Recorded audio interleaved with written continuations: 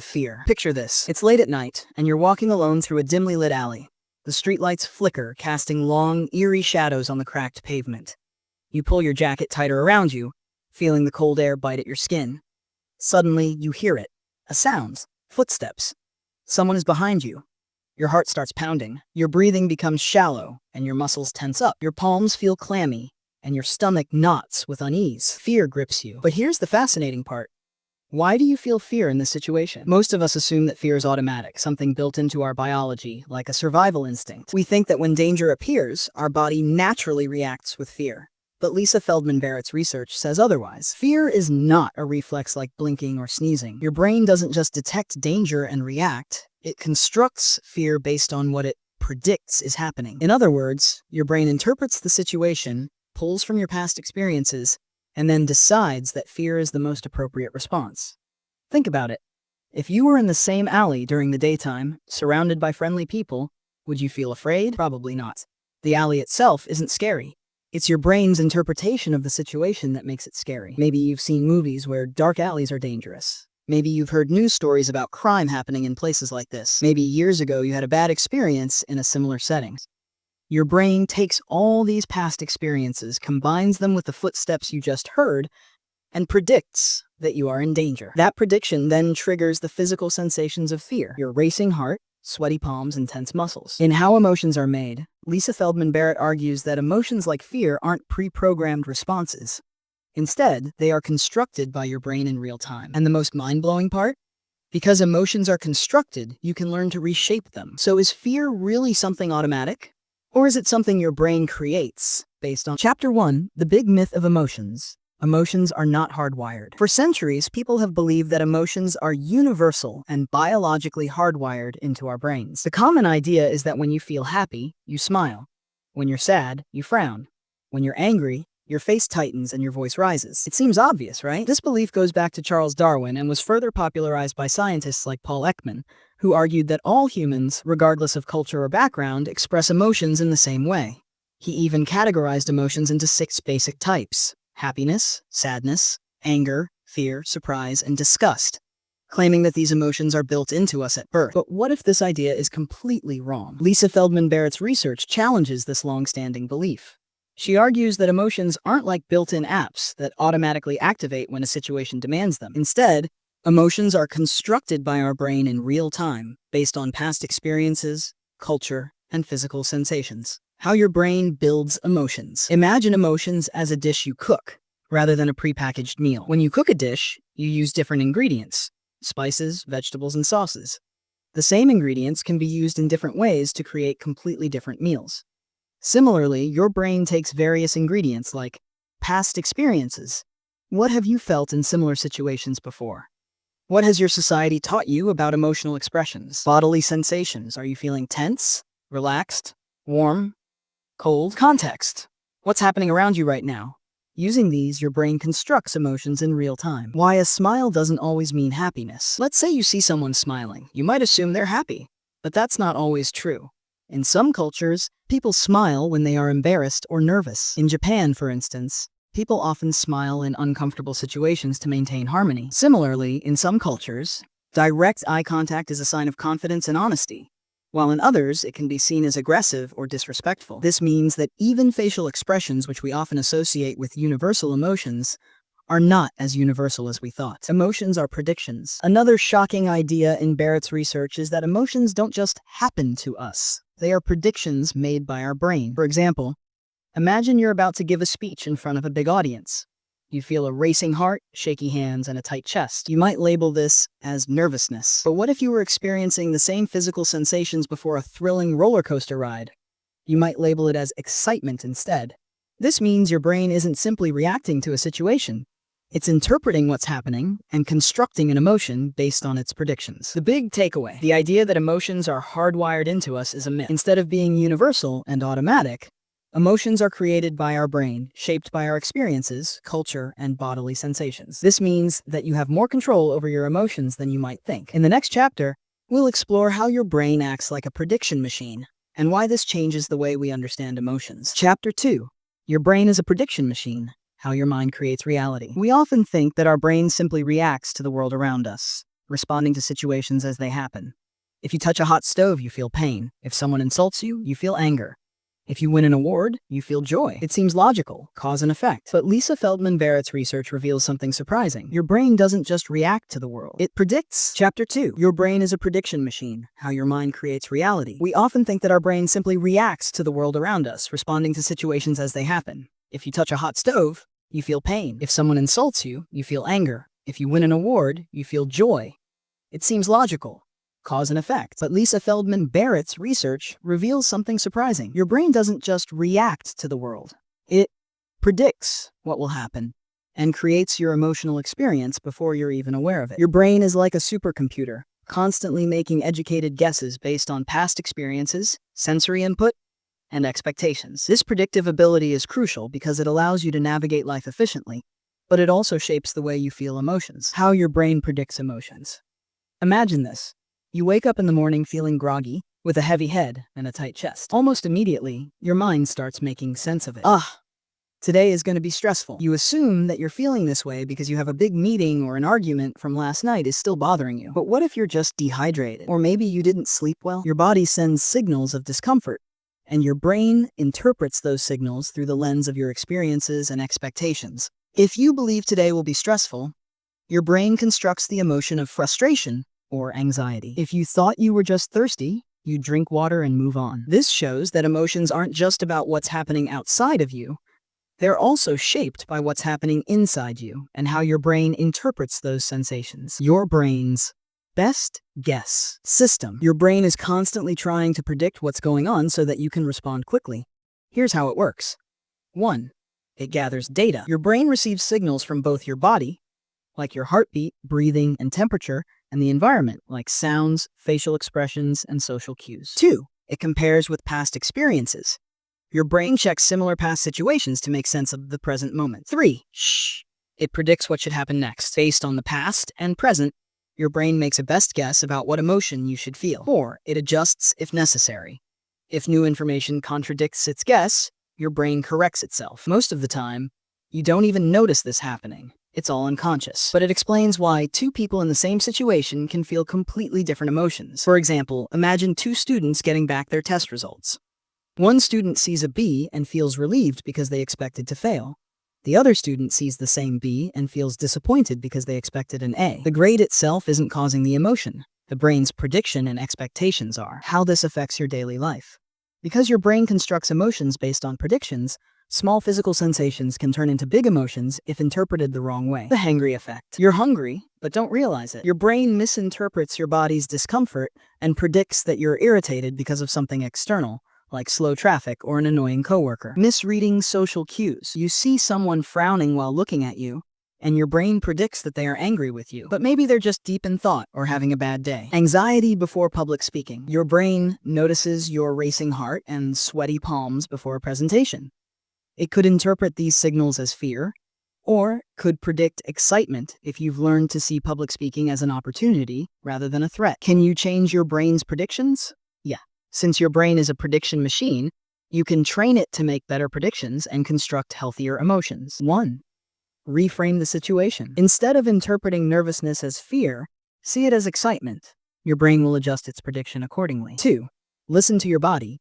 Check if your discomfort is due to physical reasons like hunger, dehydration, or lack of sleep before assuming it's an emotional problem. 3. Expose yourself to new experiences. The more varied experiences you have, the better your brain gets at making accurate predictions. Your emotions don't just happen to you. They are constructed by your brain based on predictions. Your brain interprets bodily sensations in the world around you, then creates an emotion based on what it expects to happen. This means you have more power over your emotions than you think. Coming up next, we'll explore why having a rich emotional vocabulary can actually help you control your feelings better. Stay tuned. Chapter 3. The power of emotional granularity. Why naming emotions gives you control. Have you ever felt off but couldn't quite put your finger on why? Maybe you were upset, but were you frustrated, disappointed, irritated, or overwhelmed? If you simply label it as anger, your brain treats it as one big emotion, limiting how you can deal with it. Lisa Feldman Barrett introduces a powerful concept called emotional granularity, the ability to recognize. Chapter 3. The power of emotional granularity. Why naming emotions gives you control. Have you ever felt off, but couldn't quite put your finger on why? Maybe you were upset, but were you frustrated, disappointed, irritated, or overwhelmed? If you simply label it as anger, your brain treats it as one big emotion, limiting how you can deal with it. Lisa Feldman Barrett introduces a powerful concept called emotional granularity, the ability to recognize and describe emotions in a detailed and precise way. People who can name their emotions accurately tend to have better emotional control, improved mental health, and even stronger relationships. Let's break this down. Why does emotional granularity matter? Imagine your brain as a chef creating different dishes. If you only have 3 ingredients, happy, sad, angry, your meal's emotions will always be the same.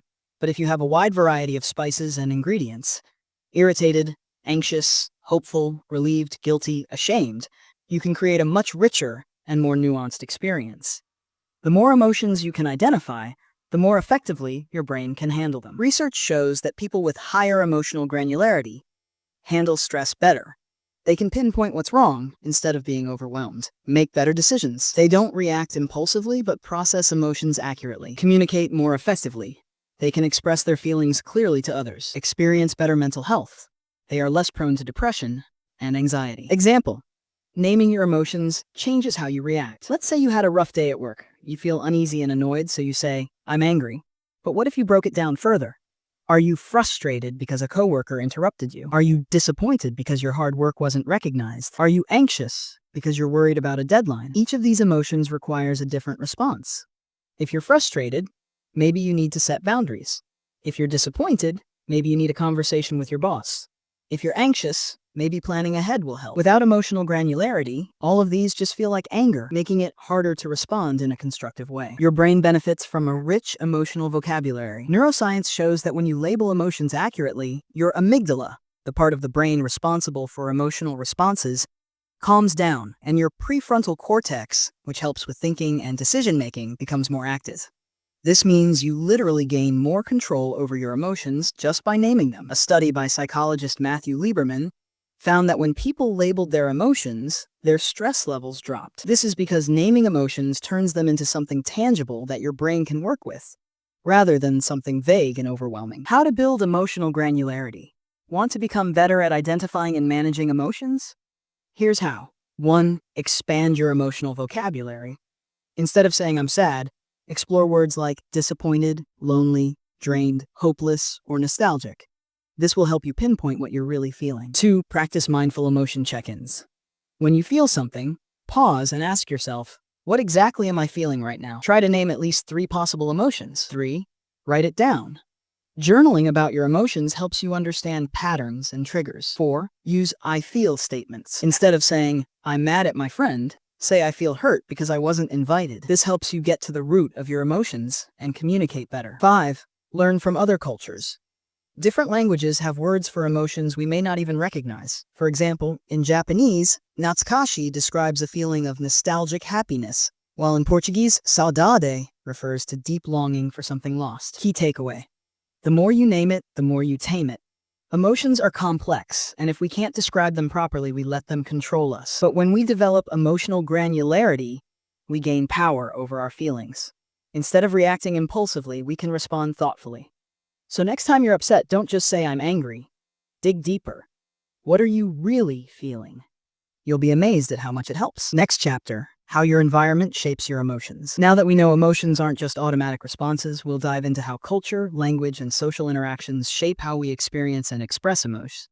Stay tuned. Chapter 4: Emotions are contagious, how feelings spread like viruses. Have you ever walked into a room and instantly felt the tension, even before anyone spoke? Or maybe you've been in a meeting where one person's excitement lifted everyone's energy? That's because emotions are contagious, just like a cold or flu. Lisa Feldman Barrett explains that our emotions don't exist in isolation. They spread from person to person through subtle cues, like facial expressions, body language, tone of voice, and even unconscious mimicry. This means your emotional state isn't just yours. It's shaped by the people around you, and in turn, you shape theirs. Let's dive into why this happens and what you can do about it. How emotions spread like a virus. Think of emotions like invisible waves of energy. When someone around you expresses a strong emotion, whether it's joy, anger, or stress, your brain picks up on it, processes it, and often mirrors that feeling. Example 1, the yawn effect. Have you ever yawned just because someone else did? This happens because our brains are wired to mimic what we see. The same principle applies to emotions. If you see someone looking stressed or anxious, your brain unconsciously starts preparing for a similar emotional response. Example 2. The stressed out workplace. Imagine you're at work, feeling fine, but your boss walks in looking frustrated. Even if they don't say anything, their body language, facial tension, and short replies signal stress. Within minutes, the whole team starts feeling uneasy. You might even start feeling stressed yourself without realizing why. Example 3. Happiness in a crowd. On the flip side, emotions like happiness and enthusiasm can spread just as easily. Think about being at a concert where everyone is singing along with excitement. You might not even love the song, but the collective energy makes you feel uplifted. Your emotions are influenced by social signals, tiny, often unconscious cues from those around you. The science behind emotional contagion. This emotional transfer happens due to mirror neurons in the brain. These neurons help us automatically mimic and internalize the emotions of others. They play a key role in empathy, helping us understand and feel what someone else is going through. Scientists have found that when we observe someone experiencing an emotion, our brain activates the same neural pathways as if we were feeling that emotion ourselves. If you see someone smile genuinely, your brain creates a similar emotional response, making you feel a bit happier. If someone near you is anxious, your brain picks up on their rapid breathing, tense posture, and worried expression, making you feel uneasy, even if you weren't anxious before. This automatic process is why emotions spread so quickly in groups. How emotional contagion affects your life. Since we are constantly absorbing emotions from our surroundings, who we spend time with influences our mental and emotional well-being. Negative effects of emotional contagion. Toxic workplaces. If you're surrounded by negativity, you'll start feeling drained, unmotivated, and even physically unwell. Doom scrolling and media influence. Watching too much bad news can make you feel anxious, even if the events don't directly affect you. Tense relationships. If you regularly interact with people who are constantly complaining or pessimistic, their negativity can weigh you down. Positive effects of emotional contagion. Being around happy, motivated people. If you're in a group of positive, goal-driven individuals, their energy will lift you up. Laughter and joy spreading. Ever noticed how one person laughing in a group often makes everyone else laugh too? Happiness is infectious. Supportive environments. A calm and understanding home or workplace helps you manage stress better. Your emotional environment is just as important as your physical environment. How to protect yourself from negative emotional contagion. Since emotions influence us automatically, how can we prevent negative ones from taking over? 1. Be mindful of your surroundings. Pay attention to how certain people or environments make you feel. If a conversation, news feed, or social setting constantly drains you, consider limiting exposure. 2. Regulate your own emotions first. If you enter a stressful situation already calm, you're less likely to be affected by others' negativity. Take deep breaths, listen to calming music, or do a quick walk before heading into stressful environments. Practice emotional labeling. Instead of absorbing someone else's stress, pause and name what's happening. This person is feeling overwhelmed, but that doesn't mean I have to feel the same way. 4. Surround yourself with positive, emotionally intelligent people. Since emotions are contagious, choose to be around people who uplift and inspire you. Seek out friends, colleagues, and mentors who bring out your best self. Set emotional boundaries. If someone is venting to you, you can listen without absorbing their emotions. Remind yourself, I can support them without carrying their stress. Key takeaway: you are the average of the emotions around you. Lisa Feldman Barrett's research shows that emotions don't exist inside us alone. They are influenced by the people and environment around us. This means, if you want to feel more happiness, spend time with happy people. If you want to feel calmer, be around those who handle stress well. If you want to stay motivated, surround yourself with positive, goal-oriented individuals. Your emotions are shaped by your social environment, so choose wisely. Coming up next, how language shapes your emotions. Chapter 5. You can rewire your emotions. How to take control of your feelings. What if I told you that you have the power to change the way you feel? Not just temporarily, but in a lasting way. The way you experience emotions is not fixed. Since emotions are constructed by your brain, you can reshape and rewire them to work in your favor. Lisa Feldman Barrett explains that emotions are like habits. You build them over time. Just as you can train your body through exercise, you can train your brain to handle emotions better. The more you practice, the easier it gets to manage stress, anxiety, and even anger. So how do you do it? Let's break it down. Step 1. Reframe your emotions. Change the story in your head. Our brains love stories. They create narratives about what's happening around us, and those narratives shape our emotions. The good news? You can rewrite the story. Example: from nervous to excited. Imagine you're about to give a public speech. Your heart is pounding, your palms are sweaty, and your stomach is in knots. Most people would say, I'm nervous. But what if you reframe it? Instead of thinking I'm scared, you tell yourself, I'm excited to share my ideas. The physical sensations, racing heart, sweaty palms, are the same in nervousness and excitement. The only difference is how you interpret them. Why it works. Your brain predicts emotions based on context. If you label the feeling as excitement, your brain shifts its response. You feel more in control, and instead of panicking, you channel that energy into performing well. Example, from failure to learning. Let's say you fail an exam or mess up at work. Your first reaction might be, I'm terrible at this. But instead of letting that thought take over, you can reframe it. This is an opportunity to improve. What can I learn from this? This shift helps you move from self-doubt to self-growth. Key takeaway, change the way you interpret emotions, and you'll change the way you feel. Step 2, expand your emotional vocabulary. Name it to tame it. Have you ever felt off but couldn't put your finger on what exactly was wrong? Barrett explains that the more words you have for emotions, the better you can regulate them. This is called emotional granularity, the ability to describe emotions in detail. It's like upgrading from a black and white emotional experience to high-definition color. Why it matters. Imagine two people both feel bad. One just says, I feel bad. The other says, I feel frustrated because I didn't get enough sleep, and I'm also feeling overwhelmed by work. The second person understands their emotions more clearly, making it easier to manage them. How to improve emotional vocabulary. Instead of just saying, I'm sad, try words like disappointed, lonely, discouraged, hopeless, nostalgic, or melancholic. Instead of I'm angry, try frustrated, irritated, resentful, outraged, or betrayed. Instead of I'm happy, try grateful, content, proud, peaceful, or energized. The benefit: when you name emotions more precisely, your brain understands them better and can respond in a healthier way. Key takeaway: the more words you know for emotions, the better control you'll have over them. Step 3, train your brain. Build emotional strength. Like a muscle. Your brain isn't just a fixed machine, it's like a muscle that gets stronger with practice. The more you train it to process emotions positively, the easier it becomes. Techniques to strengthen your emotional intelligence. 1. Practice mindfulness. Mindfulness helps you observe your emotions without being overwhelmed by them. Instead of reacting immediately, you pause and reflect. Example, when you feel stressed, take a deep breath and ask, what exactly am I feeling right now? This simple pause gives your brain time to reframe the emotion. 2. Expose yourself to new experiences. Your brain constructs emotions based on past experiences. The more variety you expose yourself to, the better your brain becomes at handling different emotions. Example, if you struggle with social anxiety, gradually put yourself in social situations.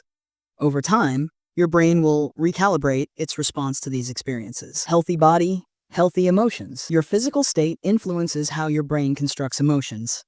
Poor sleep, bad nutrition, and dehydration can make emotions feel worse than they actually are. Example, ever felt extra irritable just because you were hungry or tired? That's your brain misinterpreting physical discomfort as an emotion. Fixing the root cause, eating or sleeping better, can change your emotional state. Surround yourself with emotionally intelligent people. Just like emotions are contagious, as we discussed in Chapter 4, being around emotionally intelligent people helps you adopt healthier emotional habits. Example, if you spend time with people who manage stress well, you'll naturally start developing similar habits. Key takeaway: the more you train your brain, the better it gets at handling emotions. Final takeaway: you have more control than you think. The biggest myth about emotions is that they just happen to us. Barrett's research shows that emotions are constructed, which means you can rewire how you experience them, reframe situations, change how you interpret emotions to change how you feel. Expand your emotional vocabulary. The better you label emotions, the easier they are to regulate. Train your brain. With practice, you can build better emotional habits and improve your well-being. Remember, emotions are not set in stone. You can take control and shape them to live a healthier, happier life. Coming up, final thoughts. You have more control over emotions than you think. For centuries, we believed that emotions were automatic reactions, that fear, happiness, anger, and sadness just happened to us. But Lisa Feldman Barrett's groundbreaking research in how emotions are made flips this idea on its head. Emotions aren't built-in programs running in our brains like a computer. Instead, they are constructed in real time, shaped by past experiences. What you've been through influences how you feel. Your surroundings, the people and culture around you impact emotional responses, how you interpret body signals. Your brain gives meaning to sensations like a racing heart or sweaty palms and turns them into emotions.